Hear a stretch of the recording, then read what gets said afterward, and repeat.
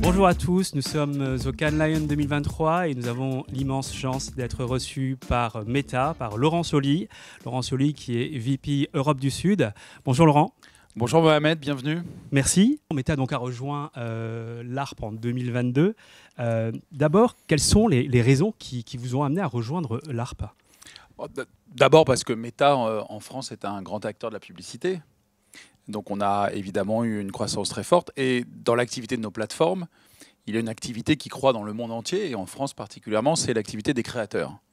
Et les créateurs utilisent les plateformes Facebook, Instagram, pour générer des communautés, créer des contenus spécifiques aux plateformes sociales, avec énormément de succès.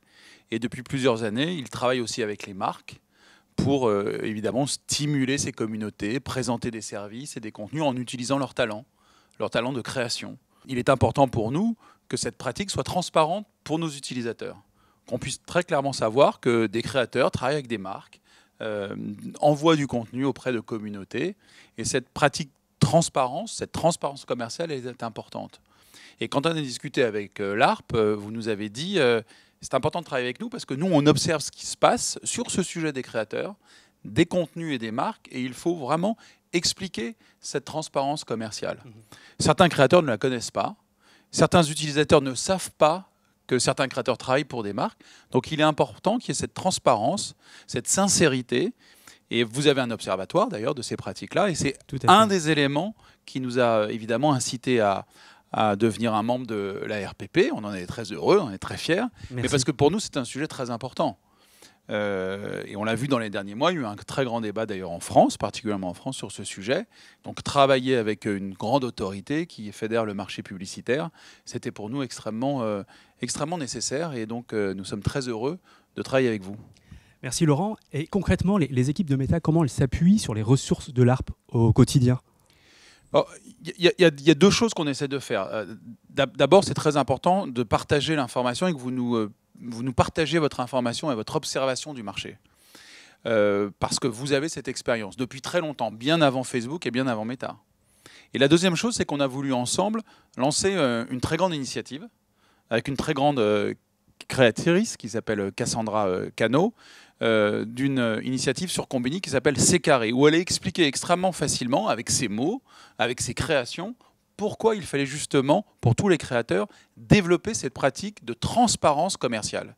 C'est tout à fait nécessaire, c'est tout à fait légitime que les créateurs travaillent avec les marques, mais c'est très important que les utilisateurs comprennent quand il y a cette collaboration. Donc ensemble, on a lancé cette grande campagne sur Instagram, et il y a eu quand même 31 millions de vues. Donc c'est considérable. Et surtout, elle l'a exprimé, Cassandra, avec son talent, mais avec les mots et l'écriture qui convient aux plateformes. Et mieux que l'ARP ou Meta comme institution ou entreprise, on a donné donc les clés à Cassandra. Et ça a été une formidable opération, un grand succès. Je crois qu'on est très contents tous les deux de ce succès. 31 millions de vues. Et surtout, votre dispositif de certification des créateurs a vraiment explosé. Et on a pu faire connaître les outils que l'ARP met à disposition des créateurs sur la plateforme en France. Donc pour nous, c'était un grand succès. Une troisième question, y a-t-il, d'après vous, de la place pour aller au-delà de l'autorégulation dans le domaine de l'influence commerciale ?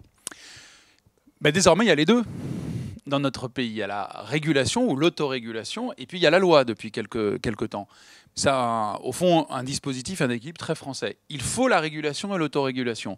Pourquoi ? Parce qu'il est très important que les deux grands acteurs, les plateformes, les entreprises comme la nôtre, aient une responsabilité vis-à-vis des utilisateurs, des autorités, publiques ou non, légales ou non, enfin élues ou non, et l'ensemble des utilisateurs et des créateurs. Donc on a une responsabilité. Donc notre responsabilité, c'est la régulation, s'autoréguler, mettre à disposition de chacun d'entre vous des outils pour favoriser cette transparence commerciale. On explique qu'il y a un partenariat rémunéré, par exemple, sur les posts de Facebook ou d'Instagram, et on incite les créateurs, bien sûr, à les utiliser. Mais parfois, la régulation ou l'autorégulation ne suffit pas, elle doit être complétée.